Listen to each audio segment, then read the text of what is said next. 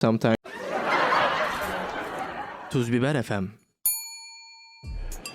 Hello, can I see your passports, please? Comedy Passport Podcast episode, whatever it is. I'm Leon Sandler, and I'm joined today by my friend Murat Gençoğlu and... Hello, everyone. And? Hello, and Aslı Akbay. Aslı Akbay. So, Aslı, could you tell the people that are listening to this podcast, assuming that they exist, could you tell them a little something about yourself? Tell them a little something about myself. I grew up in London. My parents are Turkish. My dad's from Turkey. My mum's from Cyprus, actually.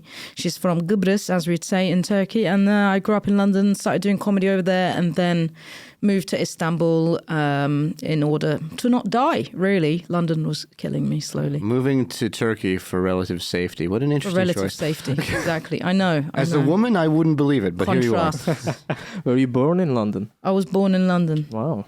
Guy's Hospital, 10th floor. It's called Guy's Hospital? It's called Guy's Hospital. Why were you born there? What's going on? Exactly, which kind of explains a few things maybe about me. No, maybe, I don't know. So how did you get into doing comedy in London? I kind of fell into comedy in London. I'd never ever thought about doing stand-up before.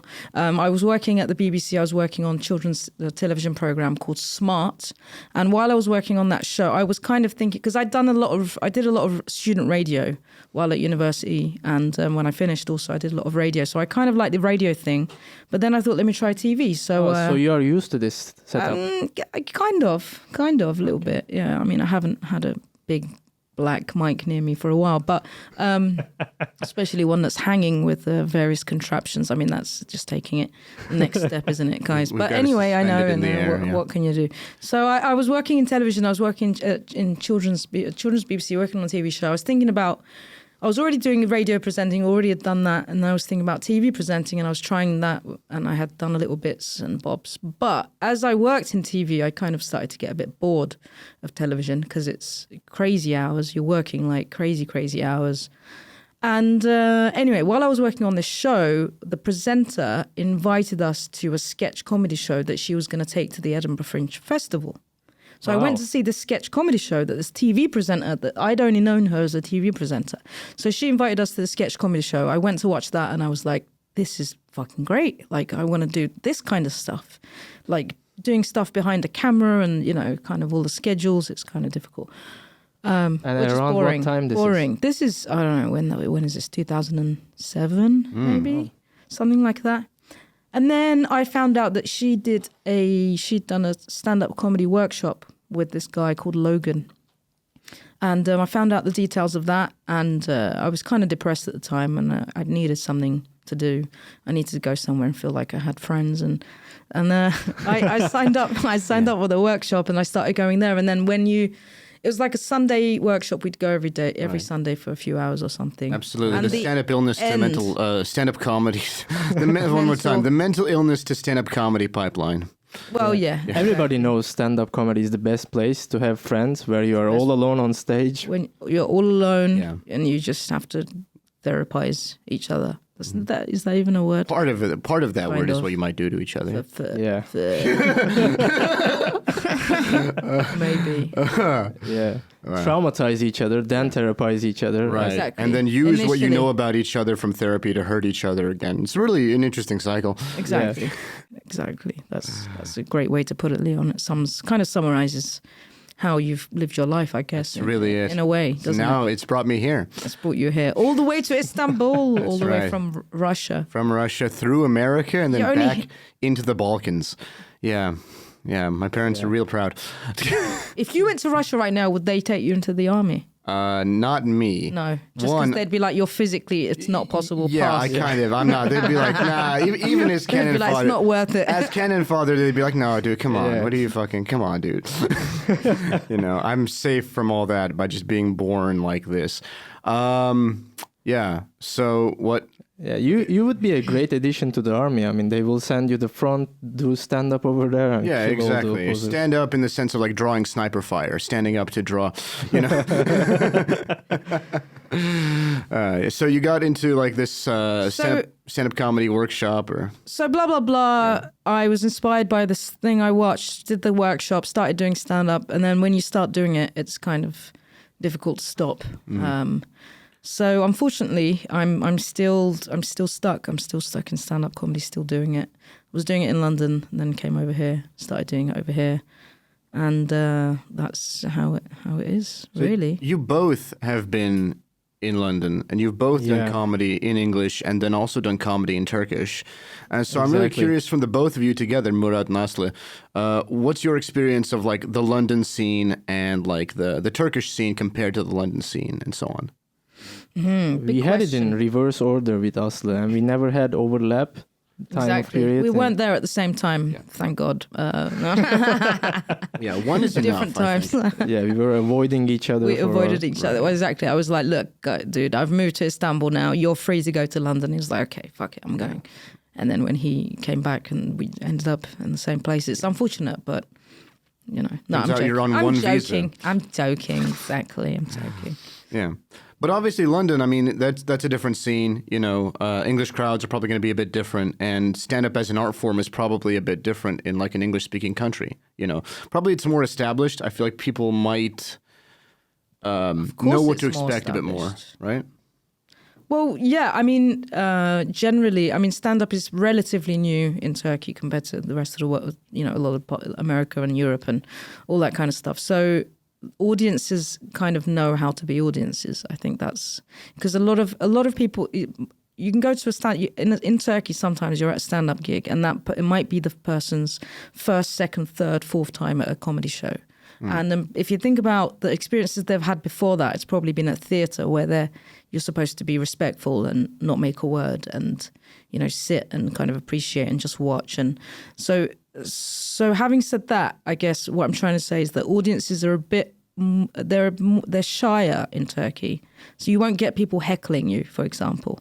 Whereas in the UK or in America, Australia, wherever, it's like, because people have been going to stand up for a long, long time, they're comfortable with being silly themselves, being silly audience members, but then also being annoying fucking assholes and shouting things out. So Right. Yeah, that's what I realized You know. as well. In Turkey, Turkish audience members have binary response, laugh or not laugh. They don't really, when you say shocking things on stage, they don't really go, wow, oh, wow. They don't say that. They laugh or not laugh. So I'm missing that actually in the London scene. I've seen a lot of people doing that. a bit more interactive. It was refreshing, yeah. Yeah. Can you do the same kind of crowd work in Turkish that like you can do in English, for example? I mean, like I noticed that like I love doing crowd work. It's probably my favorite part of stand-up because it like keeps it interesting and fresh for me. But I'm just wondering, like, if you're trying to do crowd work with like a Turkish audience, would they respond? Would they give you the feedback that you're looking for? More difficult. Yeah. More difficult. You think so? Yeah. Because they're more of they're still more in the kind of I mean, stand-up comedy is about the communication and the relationship you form with people that are watching. But in Turkey, like I said, as audiences are a little bit shyer, they prefer to sit back and just be like, okay, now make me laugh. You know, they're not. It's less of an interactive. Yeah, they say I thing. paid for the ticket already. I've done my part. Now it's all on you. Exactly. Yeah, well, that keeps it fun. I mean, I remember a gig.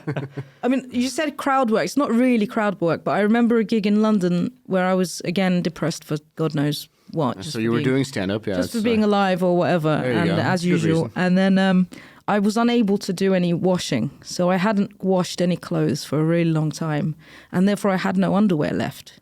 So then I decided How is that related? All right, that's how something. it's related. All right, is. tune into the premium episode of the podcast to hear this story. This is behind the paywall.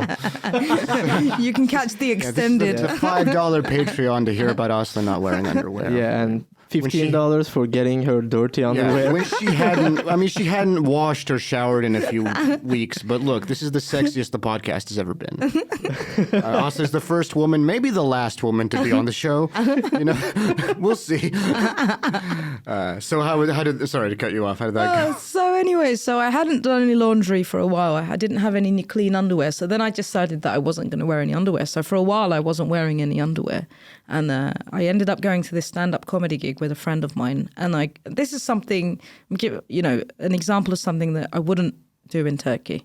So I went on stage and I was like, "Hey guys, what's up? Yeah, I'm actually really, I'm so depressed at the moment. Like I've stopped wearing underwear because it's just too difficult to, you know, to go through that process." And I basically just pulled my trousers down, my jeans down, and just showed everyone my ass.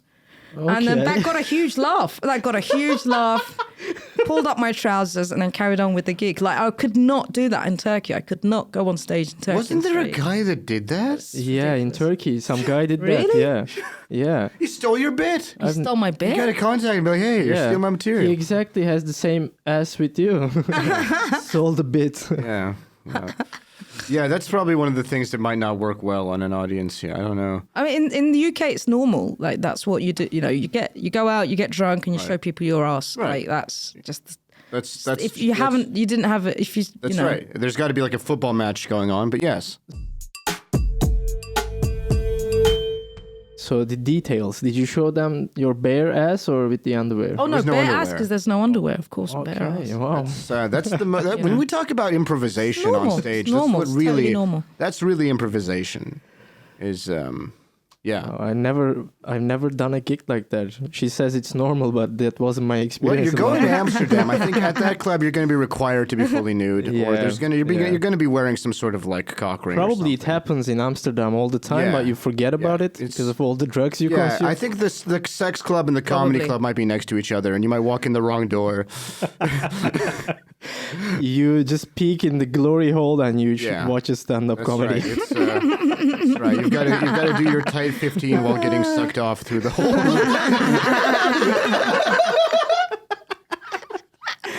Tight 15. Someone's doing your tight 15 while you're getting so right. interactive. I only have tight interactive. 5 for that, man. 5. Yeah. Yeah, 5 if you're lucky. It's the Amsterdam comedy scene.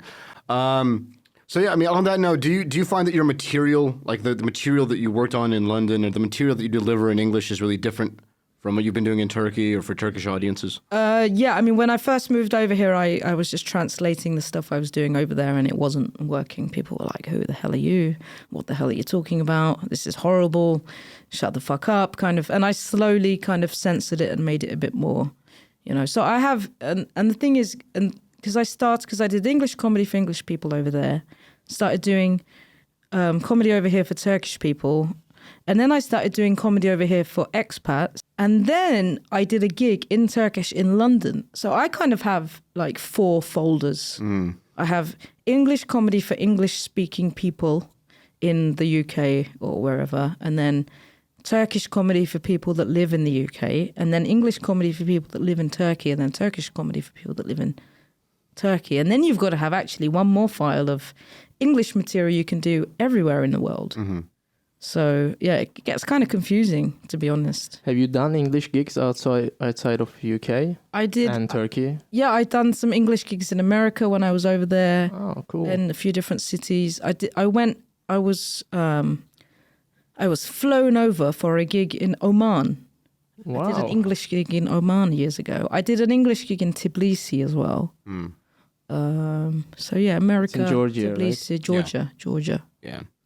Georgia, Tbilisi. So it's like you have to just think about which poo dick joke I can do in which way, in which country, when. What part of your body you can expose in Oman? Yeah. You gotta like let your hair down. Yeah, you let your nose be seen Yeah. and everybody laughs. Yeah. Oh, what a shock.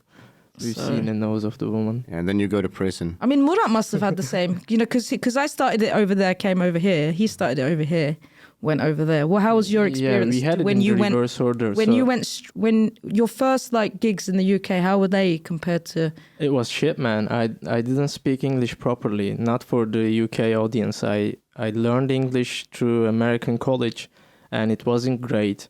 And people weren't paying attention because my English wasn't good as they used to. So my first couple of gigs, maybe 5 open mics, I bombed really hard. Then I learned how to ride the bomb, which I didn't experience as much in Turkey to Turkish audience doing it in Turkish. So yeah. That's quite a good skill. Yeah. So you learn how to make fun of yourself when you were Exactly. bombing. Yeah, on the spot, saying... That's pretty cool. Right. You lean into it. You're like, this is really sucking pretty hard, isn't it? Yeah. Yeah, it's not going well. Yeah, and then Yeah. people laugh because you've kind of broken the form. You've let them in on the joke. Exactly. Yeah. Now it's not just an act. They see a real human being really interacting with them and with the moment. Yeah. Can you do the same in Turkish? Like if you lose an audience in Turkish, what's your go-to there?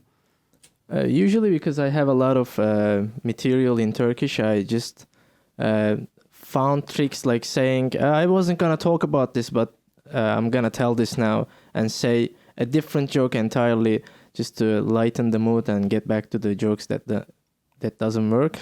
Nice. But on the spot, a couple of times, if I don't take the gig seriously, if they don't pay much, there are a lot of gigs that they don't pay much. Yeah. So all the ones just, I do, yes. Yeah. I just treat them as paid open mics. Yeah. So I try a lot of new stuff like crowd work and riding the bomb. Yeah. Bombing on purpose, that's what I do sometimes. Because I know I have working jokes. Because I know I have jokes that works. So I bomb first, I lose the crowd and make it a challenge to win them again. Interesting, yeah.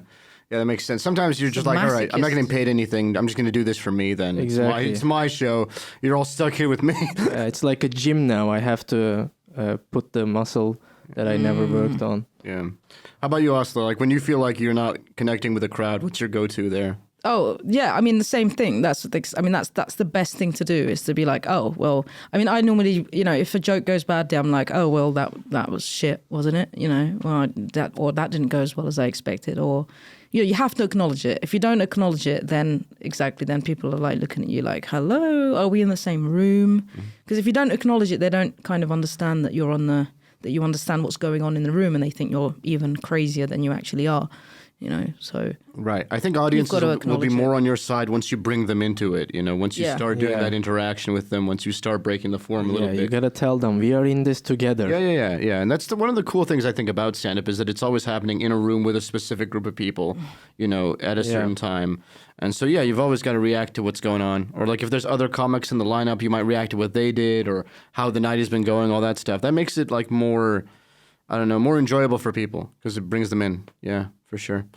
So you said there's different folders with different stuff you've got to work out, and you talked a little bit about how you had to censor some of your stuff. What are some topics that you feel like you still can't approach in Turkish, maybe? One joke that I just remembered just now was a joke that I would do in the UK about your friend's baby's penis. Yeah. Yeah, I can already see some faces. Did you perform for Prince Andrew or? It was certified royally. I don't know why it doesn't work. Yeah. Had a majestic. Prince Andrew loved that joke. But yeah, I mean, it's just a silly joke about.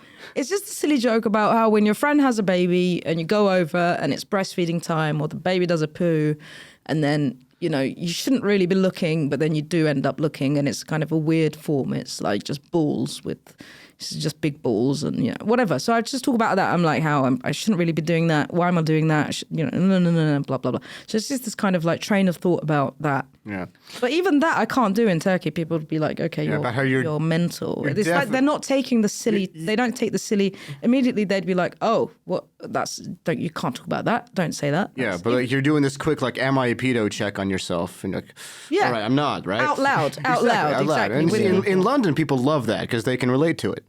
I mean, exactly. 'Cause we don't have that much to do over there. You know what I mean? It's it's sex, drugs, incest, and whatever. That's like just the royal whatever. family. That's exactly. Anyway. Yeah, I mean, Queen have you Elizabeth done died of any other stuff in comedy besides stand-up? Have I done other stuff? I did. I was part of a sketch thing. I think I wrote one. I think I wrote 1 or 2 sketches, and I was a part of sketch, but not really. Haven't really done anything. It blows my mind to see you like working on a children's show. I couldn't imagine. Like this is before I exposed myself in public. I was working on the children's television program. Dressed up as a baby's penis. I was suicidally depressed, and I was working on the children's show Smart. Solution to overpopulation is making us to work on children's shows. My children's show, it was, it's for children that are being held captive in basements. Yeah, it's all drug lobbyists, man. Just make them depressed early at the young age. The whole thing is sponsored by a company that makes Ritalin. Yes. Yes. But something that occurred to me that I want to ask Murat, actually. Do you think how do you think your experience doing stand up in London has helped you, or did it hinder you? Did it make things harder? Did it kind of scramble your brain a little bit, or have you learned new things that were good in your, to help you with your future? I actually learned English better thanks to doing stand-up comedy over there. And I also kind of got a taste of a different crowd, English-speaking crowd, native speakers. That was good. And I realized that you have some subjects that people getting hypersensitive about, both in Turkey and UK, but the subjects are different. In Turkey, it's more kind of a religion, more societal things, that more close-minded stuff, let's say. I don't want to really alienate those people, but yeah, religion, politics, those are frowned upon. They expect the silly stuff. They expect you to be the clown on stage. But in UK, you are more encouraged to do more offensive jokes, but they find different things offensive. Like doing fat jokes is extremely wow factor over there. They are saying, "Oh, how can you do this? You're a fat phobic." Yeah, it's not politically correct anymore to do that stuff. Yeah, you can do all the jokes you want about religion. That's totally. It's almost too easy. You can still do it, but they don't laugh at this joke because they say, "Hey, we heard all kinds of jokes about religion. Let's get over with anyways. 90% of the population is atheists anyways. Why are we talking about religion myths?" Yeah. One thing I don't get though is like those people who are like sensitive about topics like religion or society. I wonder like what are they doing in a comedy club, right? It's sort of like if you're vegan, why are you coming to a steakhouse? What did you think I was going to serve you? Go to spoken word. Go to spoken word and read a poem about cutting yourself and cry. No, that is allowed. As long as you damage yourself. Allowed. It's encouraged. It's encouraged. Yeah. Kill yourself and never come back. That's right. Except if you're listening to the show, don't do that. We need all three of you, guys. Exactly. If any of you have any problems, you can call us. Email Murat. Email Murat. Email only Murat. I'm not even here. But there are common things as well in both audiences. Like they are hypersensitive on subjects, which means they have some boundaries that you can't really cross. They say you can't really talk about this stuff, but it's censorship. So every culture has some sort. They have some things they don't want you to. Some red lines. Yeah, every culture has some red lines, and they're different for each culture. Obviously. Yeah, and it always ticks me to go over that subject. Mm-hmm. So if I find out that fat jokes are offensive, I do 3 more fat jokes. So I think my rule for that is like you can joke about whatever you want, but it's like the higher risk you're going to take, the more it actually has to work. Right? Yeah. Like you can just be an asshole and say anything, but that's not necessarily funny. And a lot of people confuse just being an asshole with being funny. What you have to do is like if you're going to joke about like a tricky subject, you have to have something clever or interesting to say about it. Otherwise, it's not going to work. But yeah, you break a couple of eggs along the way. So you have to figure out exactly how to do it, how to do the act. Many open mics, I had a lot of frowns from people until I made it work. Yeah. So what was an example of that? What was something you were working on and just...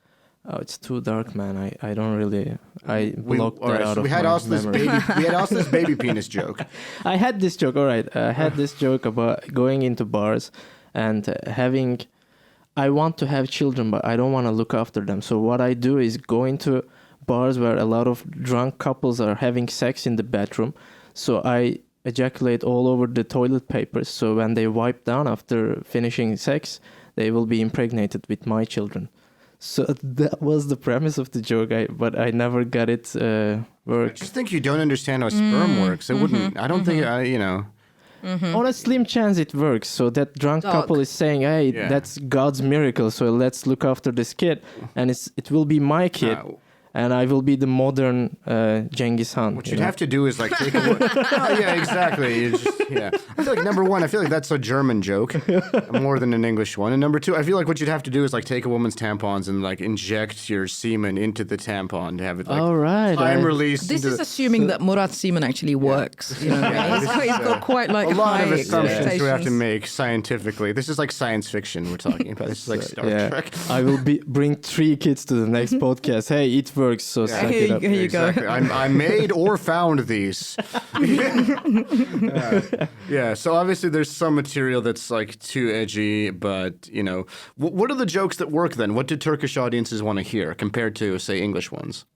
Or American ones, for example, Aslı, because you've done it on both sides of the Atlantic. I don't know. In Turkey, I guess it's kind of just more kind of happy, you know, kind of observational stuff about life. Yeah, women be shopping. Yeah, Wholesome. when women be wholesome about life, about, you know, Where you are the stupid one as the comic. or maybe just zero jokes. Zero jokes working. No, I'm joking. Zero, but yeah. I mean, it's hard. I've seen people do that. I've seen people do zero jokes.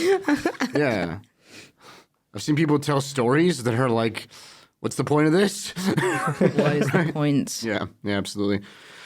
But don't you feel like, you know, I mean, maybe it's because stand-up is still kind of a new art form, but do you feel like compared to London, there's kind of a cap here on how big you can get? Because we're in Istanbul, right? This is really the cultural center of the whole country. This is like New York or London or LA or whatever like center point you want to be at. Mm-hmm. It's here for Turkey. And it's actually kind of here, I would say, for a lot of... I mean, you get a lot of different cultures coming through here. You get people from Europe, you get people from the Middle East, people from North Africa. There's a lot of people coming through this city, and it's huge. There's like 14 million people here. Probably 25. I mean, yeah, it's a bit unclear, and it changes every few months with every new like major international disaster. But like even then, it feels like the only Turkish comic is Cem Yılmaz. So what's going on? What's going on? I mean, he kind of made it more popular, more mainstream. He was one of the first people that broke through. Mm-hmm. And the problem, a lot of people see there's still a huge amount of Turkish people that have only ever watched Cem Yılmaz, not even live. They've just watched him on TV, they've watched him on YouTube, whatever, and they don't get out there to see what else is there. Whereas there are so many more new comics now, but it's just if you ask the population, that's the first person that they're going to think of. First and last. Yeah, last night I had my Turkish solo show, and I had this audience member. Who was the boyfriend of my college friend, and he said that was my first time watching live comedy. Exactly, and there are a lot of people that still haven't watched live, stand up live in Turkey. So the form is really just too new for anybody to have made it, other than that one guy. It's not necessarily too new. I mean, it's been around for long enough, I'd say, but.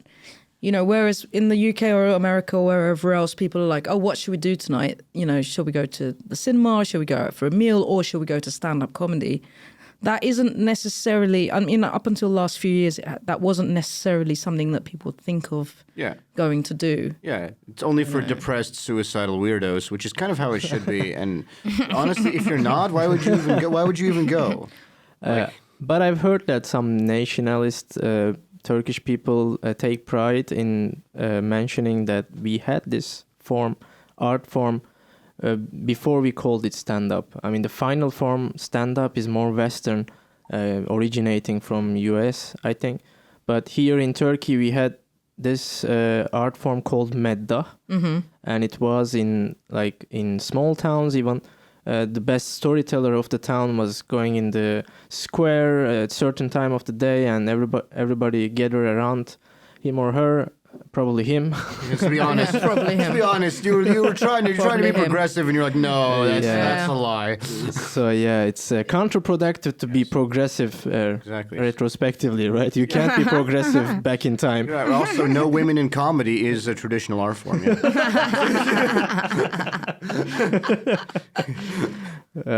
So we actually had this art form before in Turkey, but the final form, which we call stand-up, is new. Yeah, well, I mean, even in Russia, there were people called humorists, and they would tell anecdotes. They would actually stand on stage, like reading from a script that they wrote from a piece of paper, and it would usually be like a funny story. Analog Twitter. Yeah, analog. Yeah, and it would usually just be like a funny story, and it was all those things about me and my wife, and we go here and we do this, all that stuff that if you're looking for like what we would call underground comedy, kind of edgy comedy, it's probably only going to exist in the English-speaking world right now, I think. I don't know. It's something I'm curious to find out, like what the underground of comedy is like in each country, because it definitely exists. There's some kind of comedy scene. People are telling jokes, I remember I went to Sarajevo. I lived there for a few months, and I met this Bosnian comic because I went to his English show, and we kind of just, talked after the show. And he ended up telling me all these jokes from the war, right? From the Bosnian War, and one of them was like two little girls are swinging on a swing set, and the mother shouts out, "What are you doing?" And they say like, "Oh, we're just messing with the sniper." It's like I was thinking about it because it's like if people can make jokes during a time like that, people make jokes everywhere in every country and in all conditions, right? But it's going to look different in every country.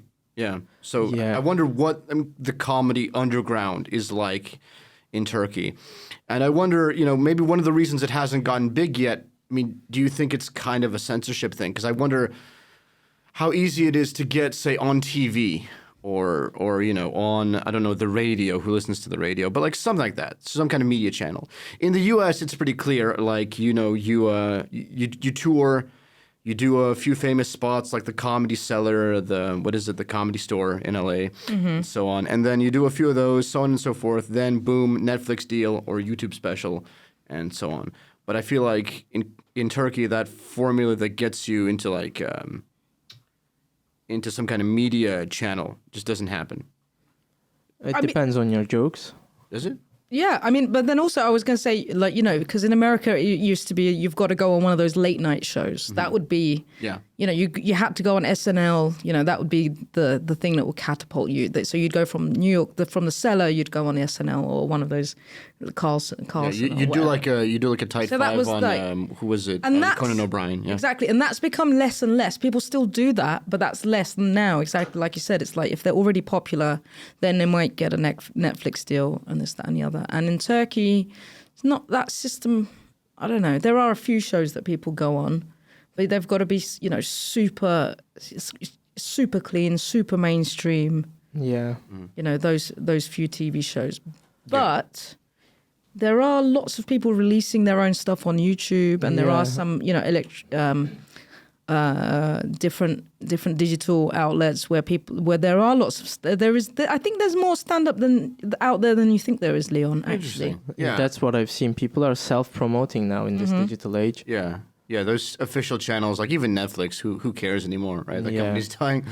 Yeah, YouTube has more views, so if you want to have more audience, banner carriers, let's say, you gotta give something for free, then you get people buy tickets more. Yeah. But on the note you mentioned about Bosnian comic who told you a joke about war times, I've seen a video essay on YouTube, and there has been some potteries they found in early civilizations, like in Egypt or so. They just draw cartoons on potteries that make look the pharaoh having sex with an animal or something like that. Yeah. Dirty jokes. It's basically Aslı's whole set. And it's, 5,000. Have you heard the one about the pharaoh? 5,000 years later. Yeah, we're getting really niche with it now. It's all about ancient Egyptian pottery comedy. Pottery comedy. That's the new way to go. I've heard that. Right. If you want to become famous, you have to make. Yeah. So are you saying that they found pottery with this kind of stuff on it? Yeah, like underground. Like every time you found pottery or a drawing or a painting, it's always funded by the guys on top. Yeah. But it's actually been around that with jokes and stuff, like common people are doing jokes and making fun of the people on top. So like what does like Turkish comedy look like then in Turkish? Because obviously this country is pretty well known for censorship. There's a reason we're doing this podcast in English, other than just the fact that I only speak it. But like I was thinking about this the other day. I can imagine a Turkish SNL. Right, I could imagine a Turkish sketch comedy show where people have like, slice of life sketches and it's funny and whatever. I can't really imagine a Turkish version of The Onion. Well, I mean, we used to be able to make fun of politics in Turkey. There is actually Turkish version of Onion. It's called Zeitung. Zeitung, exactly, there is. What's that like? Zeitung.com. It's very satirical, but I mean, I don't know, I don't look at it enough, I guess, but I'm wondering how many of the what's the word? The boundaries they push. I'm wondering. But there used to be a lot more shows where you could make fun of politics and everything else on Turkish TV, and that kind of slowly diminished, and we're at today. And so they, you know, so what I guess what you're trying to say is on, you know, shows like SNL or Trevor Noah or whatever, where he just rips the piss out of everyone and a Turkish everything. daily show. Yeah, exactly. Everyone and everything. You can't necessarily do that here, which is unfortunate. But they used to be able to. But people are a bit sensitive, so you know, we are. Yeah, absolutely. And even when you go to like a comedy club and you see somebody on stage, they're not necessarily going to go for material like that. They're going to do more average every day. They're just going to do average every day. I went to the toilet and I can, you know, I don't know, whatever. Right. Wash my. Well, I want to ask you something, Leon. Sure. You think there is zero censorship in US in terms of comedy? That's a good point. I mean, this is a really interesting thing that I think about sometimes, because I would say that it's not censorship in the sense of like a government official like knocking at your door or whatever. It's people, isn't it? It's more like it's more Democrats like and the Republicans. The vibe of people The at a comedy Trumpers club. and the non-Trumpers. We've talked about this before. Like, I think you can get away with a lot more in English actually in like Turkey or maybe in Georgia, the country, not the state. Right? I feel like you can get away with a lot here because I guess people who speak English here and who are interested in comedy here, they don't have quite the same sensitivity to topics like fat phobia, right? Yeah. LGBT jokes. Even like dark comedy that's kind of fucked up about whatever suicide. I guess that's pretty popular everywhere now. But yeah, it's not that there's censorship in the sense of like government reprisal for what you say. It's more like the audiences people are sensitive to certain topics, and there's definitely a thing where if you approach a subject in a bad way, or if you're kind of like, you know, really right wing on stage, you might not get invited back to an open mic. You might be kind of soft banned or actually hard banned from an open mic. You might not be invited to do a venue again. There's that kind of censorship. And I wonder, like, on the one hand, I don't like that. On the other hand, I do think, like, if you're not clever enough to make your set work for your audience, maybe you're just not that good at comedy. Right? Yeah, so I keep thinking like you can joke about whatever you want. You just have to figure out a way to do it that works. Yeah. Yeah, you have to make it sound intelligent enough so that the people that are stupid are not going to be able to understand it and then be prejudiced against you. Well, one thing I say when I say something fucked up, I've made jokes about school shootings on stage and in the U.S. and stuff. And usually when I say something fucked up, I'm like, okay, all right, I'm sorry, that was pretty far. All right, but here's why I think that. You know, you acknowledge that what you said was like out of bounds. And you get the audience on your side by telling them, no, I'm not actually racist or whatever, but here's just what I think. So you kind of spotlight it. You shine a light on it. And that can work. If you're not smart enough to do that, if you're not smart enough to like make your comedy work for your audience, then you're just not a good comic because you're not responding to the audience and working with them. You know, you're just sort of like, here's my, you know, racist, sexist opinions. You have to listen to them. I've seen people do that, and I don't respect it as much. And I'm not very sensitive about material I hear on stage. Like, you can joke about whatever, as I said before, but your joke has to be funny. It has to be clever. And if it's not, if you try all that racist, sexist stuff, and there's just nothing there, you're gonna fall harder than if you tried to do some sort of, hey, women be shopping joke, and it didn't work. You know, there's less to fall.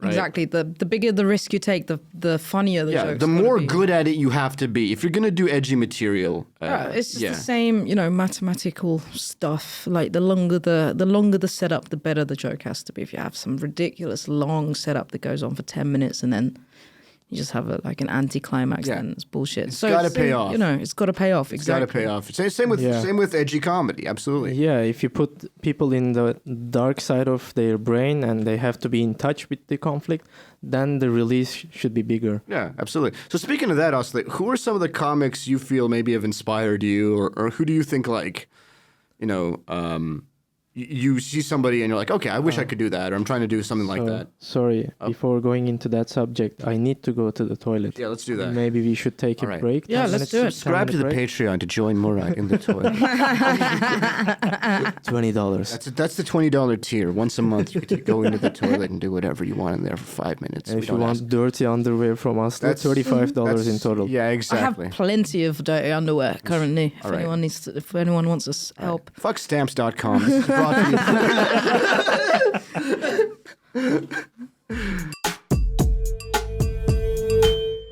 So, Aslı, we were just talking about like what inspires you to write jokes and how do you write? What inspires me to write? I'm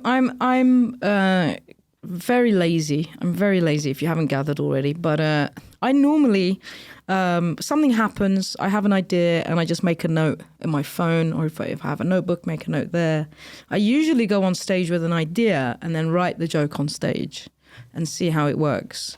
And I should really listen back, but I don't listen back either. I have a lot of recordings that I haven't listened to, which is Me too. terrible, because they just amount up and up and up.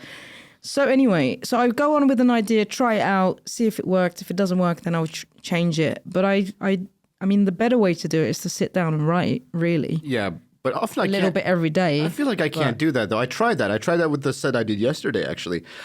I sat down and I wrote it out, actually, word for word. And then I went up.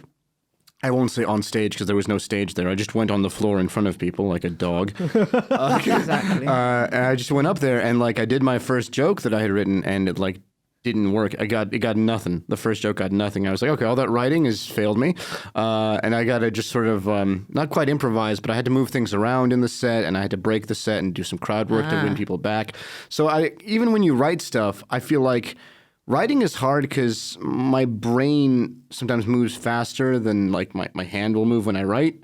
And even when I'm writing things on paper, it's all about like getting the tone and getting the delivery, right? So I can't even really write. What I do is I'll just think of something funny, like an idea of a joke, and I'll just like practice it in my head over and over and over. And I'll be like, do the practice in your I'm head. walking around and I'm practicing in my head. I'm waiting in line at the grocery store or whatever, and I'm just practicing it in my head because I need to get the tone and the delivery right. You can write the words, but it's like how you say them. How are you going to say it? What's the timing going to be? What's the timing going to be? What's the tone of your voice?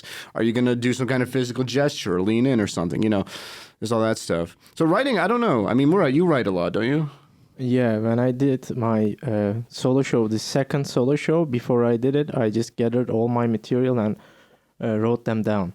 Mm-hmm. But I did it for 12 times already, and I have new stuff added in the solo show now, and some of the bits that works now is not in the writing. I'm also doing the sets first many times, and if it works, then I write it down. But I also should listen to recordings, voice recordings I take when I tell the jokes and write things down. Because sometimes I say things on the spot, like I improvise, and those are funny shit, and they should go into the writing and the main bit. But yeah, I mean, most of the time I remember the extra things that I've added, like spontaneously, but sometimes you don't remember everything. Sometimes you don't remember everything, and sometimes you say something in a completely different way and it works. Yeah. Also. So you start with an idea and then you kind of improv your way through it on stage? Yeah, I'd say. And as I kind of, I find, so rather than writing it down, like you said, and figuring out the tone on paper, I'll figure it out on stage. Right. And because that will be the natural way that I want to tell it anyway. Mm-hmm. So because that's the natural way I want to tell it anyway, then it's kind of easier because then I'll form the sentences mostly in the same way anyway, most of the time. Yeah, and so you kind of improv it, and then do you keep doing it until it eventually reaches a final form, and you're like, okay, that's it, it's done, or are you kind of improvising it each time, even like months later or something? I don't know. Some jokes just kind of stay exactly the same. Not exactly the same, but some jokes stay relatively the same, but some do kind of start to change and, you add little bits. But then it also depends on where you're doing it. So, if I go, because I do a lot of Turkish stand-up with Çok da Fifi, and we go to like these small towns or places outside of Istanbul, and then you have to kind of change the joke to make it less offensive for people. Could you explain Çok da Fifi to our hundreds of thousands of listeners from all over the world? Çok da Fifi is a group of currently 5 women, and we have a 2-hour show, and we do 20 minutes, roughly 20 minutes each. The ladies material. can't stop talking, I gotta tell you. Can't stop talking. Yeah. 2 hours, dude. 2 hours. But we have a break in the middle. And I've been doing stand-up with them for quite a while now. It's been quite a long time. And they're still alive. That's the thing. Yeah, in Turkey, that's for a woman, that's pretty rare. Exactly. So the thing is, when you do a joke in Istanbul and compared to other small towns, like you change small bits, like you don't say fuck, you say make love. That kind of smoothing things out. Is it how you change the jokes? Yeah, maybe I won't say arse and I'll say buttock. Okay. Great. bottom. And then people are like, well, I can live with that. I can live with that. It doesn't mean it's the same meaning, but So do you have like sketches that you do, or is it just you doing stand-up one after the other? it's stand up one after the other. So someone will go on first and then introduce the second and introduce the third and then introduce a break and then next person goes on and just passing the mic along. Do you do a lot of callback to each other's sets or something? Sometimes, if there's something worth calling back to. Is there? Sometimes.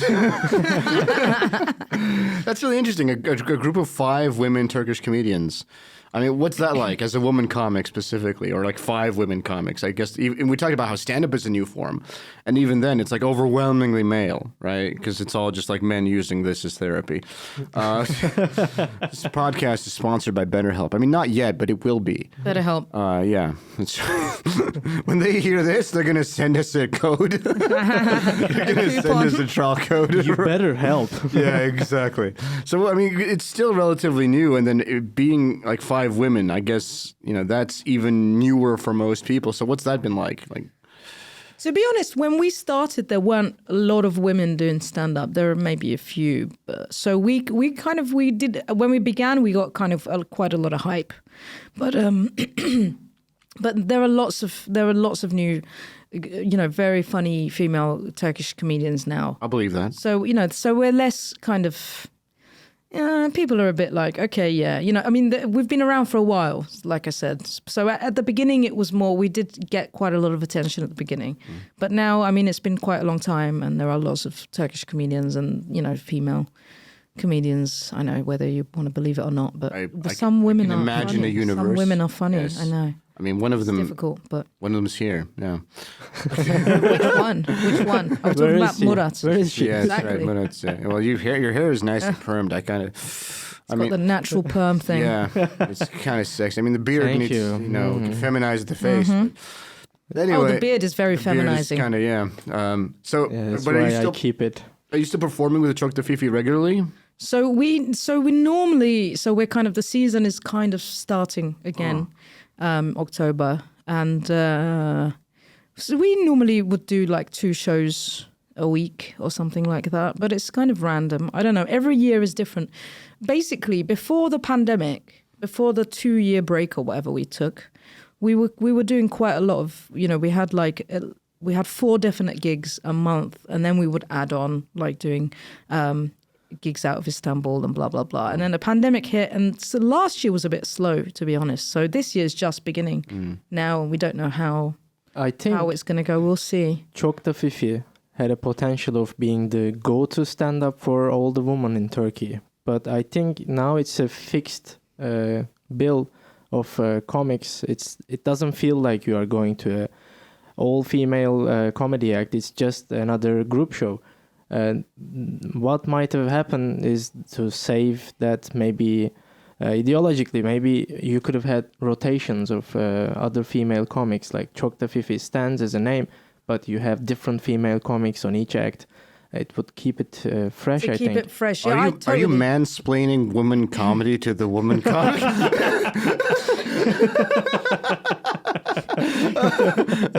That's the problem. All right, the thing about this not women comedy is mansplaining. that there's not enough women, and you got to get some broads in here, like Get nice, some new women in. big-titted broads. Yeah, diversify the dirty underwear. Yeah, exactly. Sometimes, yeah. It's Yeah, no, I totally agree with Murat. I think that's something that we should do, but girls are not very, what women are like. Yeah. They Actually, I don't. That's why I have a podcast. don't want new women. But yeah, but I totally agree. I think having like someone different every show, every other show, having like a guest. Well, you would said be good. 4 Would shows keep a it month. Fresh. Would keep it fresh, and would then we'd be helping and encouraging other women to do more stand up as well. You said 4 shows a month, right? So before the pandemic, we had 4 definite shows in Istanbul, plus other shows outside of Istanbul, plus maybe another 5 or 3 or 4 would be added. Well, that sounds kind of grueling because, I can't imagine making that much new material. And I'm making new material pretty regularly. I go to open mics, I try out new things. Every month, I try to make at least a new 5 to 10 minutes.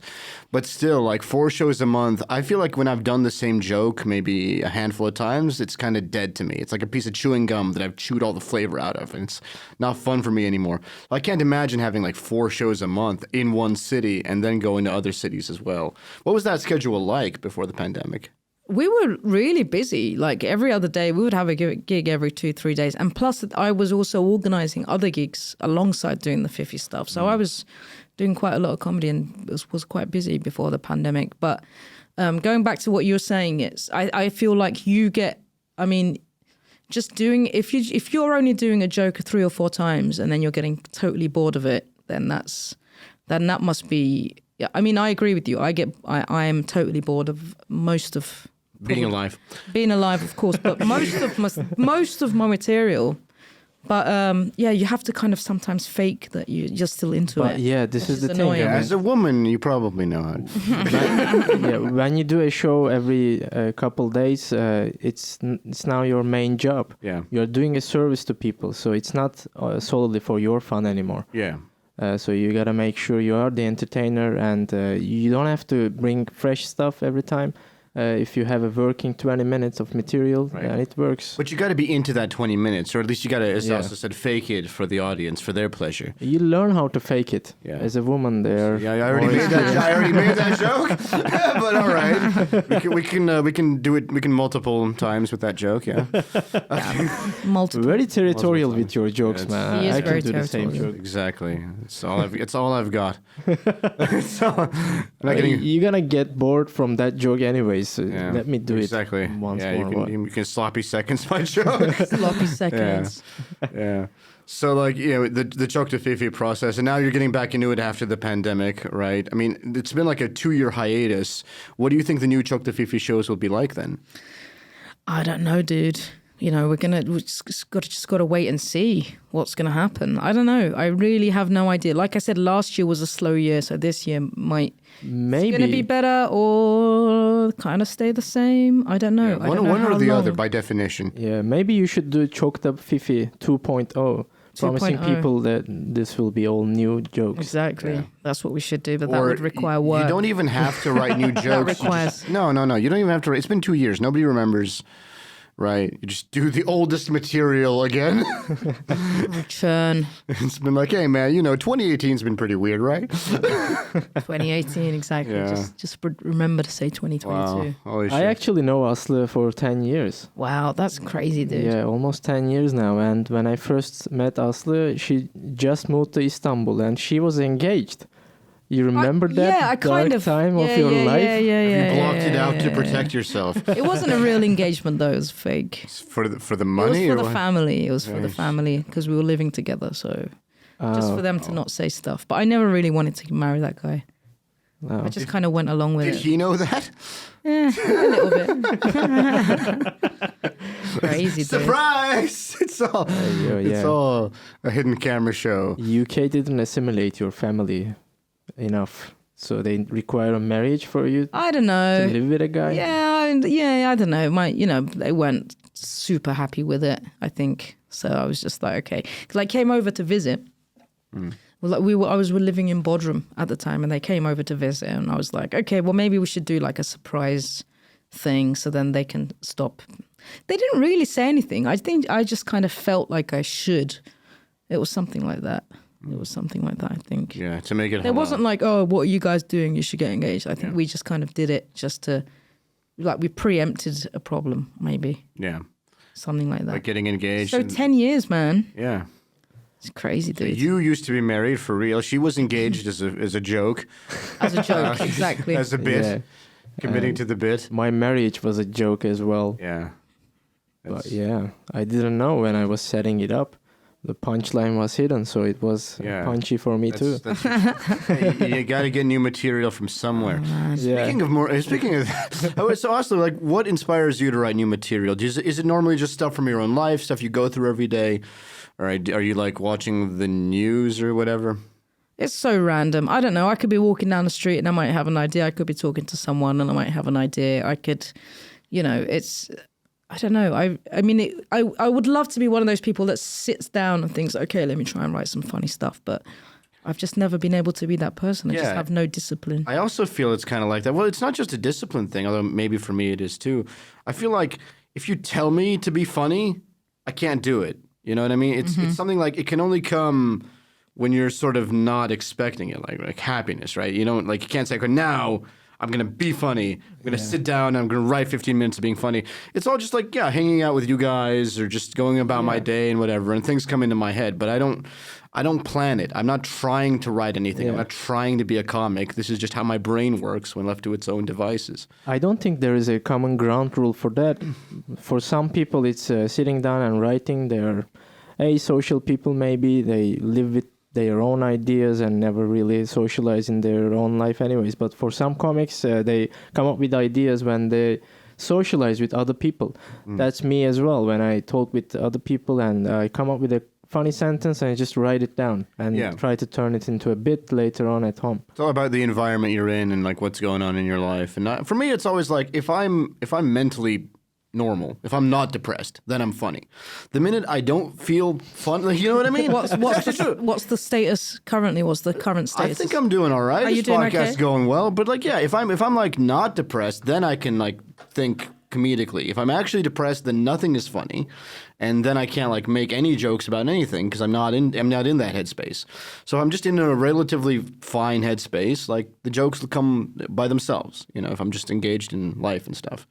You know, but it's different for everyone, obviously. Yeah. Aslı, I've heard that you were talking about doing a solo show in English in Edinburgh Fringe Festival next year. Yes, is it still on?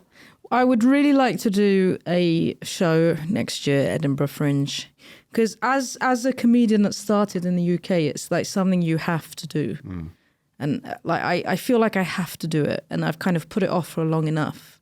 And so I am planning on doing it, but I just need to kind of move my ass a little bit and try and write a thing. Literally, you could pull your pants down once again. It's possible. That could be the whole show. Yeah. Just in 50 minutes of just people looking at my ass. Wasn't there a guy Maybe in the I should last just have Fringe? the jokes like projected onto my ass. Right.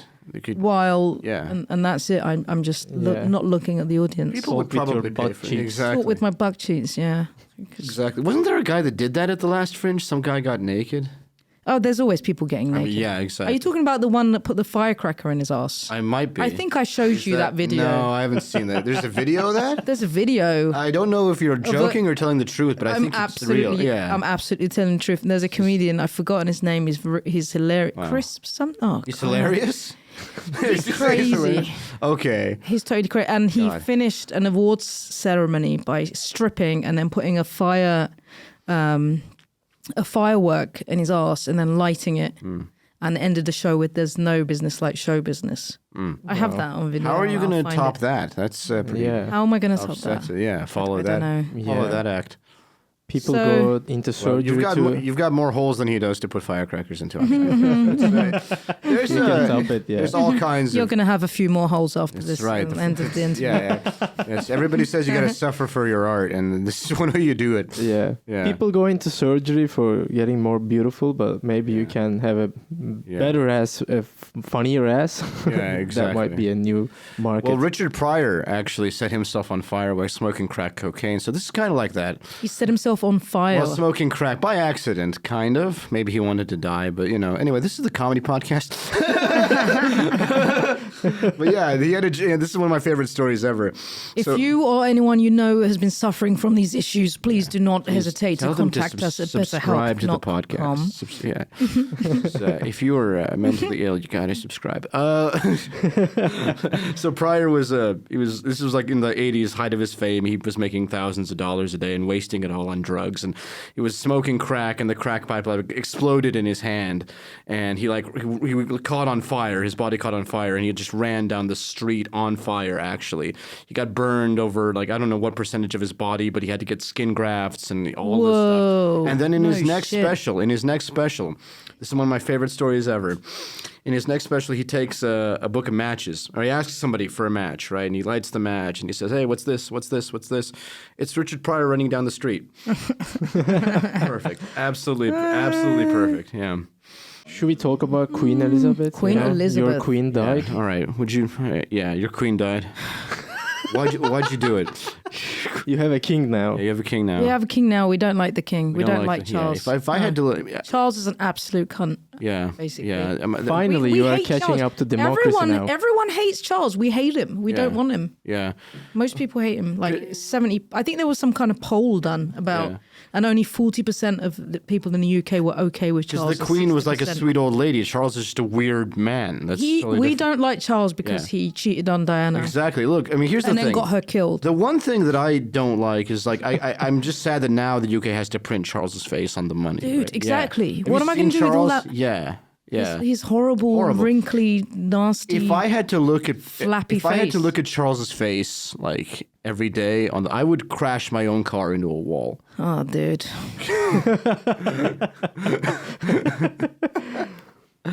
Yeah. By accident. But we were Imagine. sad. So I have a question for you. Imagine that one of your jokes will go into the pound. 20 pounds, let's say. Every 20-pound bill will have one of your jokes. Which joke would you choose? Wow. Which joke would I choose? You're assuming I have jokes. Come on, come up with one now. Don't look at the, don't look at the baby penis. I think that would be perfect. Yeah, that's for what you need. a pound note. Like, Just to remind everyone, yeah, don't look at the baby you got penis. Charles on the pound, and then Exactly. you got the just for him, so Yeah. he Yeah. knows. Him looking at the Looking baby at penis. him looking at the phrase that says "Do not look at the baby penis." Yeah, that's actually probably pretty useful. You got to distribute those at like Eton. You know, oh, we're supposed to do what? Okay. Anything you want to say to your fans? Any shows you want to announce? To the mentally ill prisoners who are forced to listen to The this. mentally ill prisoners. I mean, they can just follow me on Instagram, Aslı Akbay. I put stuff on there sometimes, and people can see what's going on that way. That's For both right. English and Turkish For shows, both right? English and Turkish, they're all on my Instagram. And come see Çok da Fifi. I don't care if you don't speak Turkish. Support women. Support okay? Like women. we do with this podcast. Shave your head and That's come. Right. That's right. And we're not talking about the shows. Support women generally. All right. Thank you so much for listening to the Comedy Passport podcast. I'm Leon Sandler, joined by Murat Gençoğlu. and Aslı Akbay. thanks again. See you next time. Bye. Bye. Bye. Hello, can I see your passports, please?